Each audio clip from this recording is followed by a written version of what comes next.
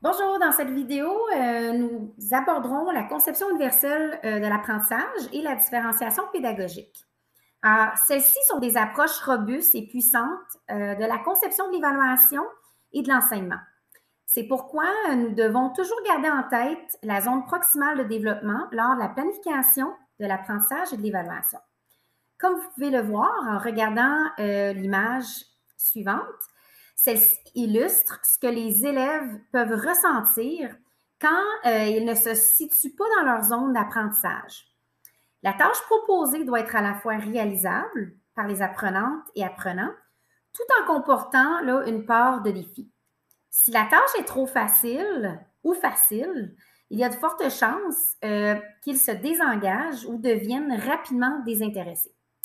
Puis au contraire, une tâche difficile ou trop difficile risque de provoquer du découragement, voire un décrochage de la part des élèves. Alors, une tâche d'apprentissage optimale est alors une opportunité de développement dans laquelle chaque apprenant gagne en autonomie et progresse. Il va sans dire qu'offrir à chaque élève des occasions de relever des défis et de réussir exige là, que nous prenions en considération les différences entre les élèves et que nous puissions proposer là, des approches d'enseignement flexibles et adaptées à leurs besoins. C'est pourquoi il est primordial de bien connaître les forces, les intérêts et les défis de chacun de nos élèves. Un incontournable à cet effet est bel et bien planifier des activités dès le début pour apprendre à bien les connaître. Concevoir des tâches mathématiques par le biais de la conception universelle de l'apprentissage favorise bien sûr une approche de l'apprentissage du type point d'entrée accessible, niveau de complexité élevé, ce qu'on appelle en anglais low floor, high ceiling. Les tâches qui suivent justement cette approche permettent à tous les élèves de trouver leur propre point d'entrée à l'apprentissage.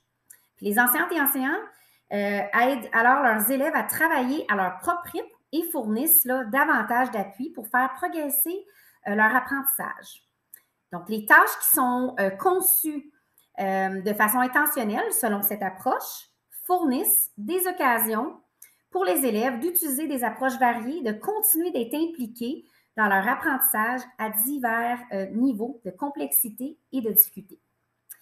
Cette approche est inclusive, étant fondée sur une mentalité de croissance, la conviction que tout le monde peut réussir en mathématiques.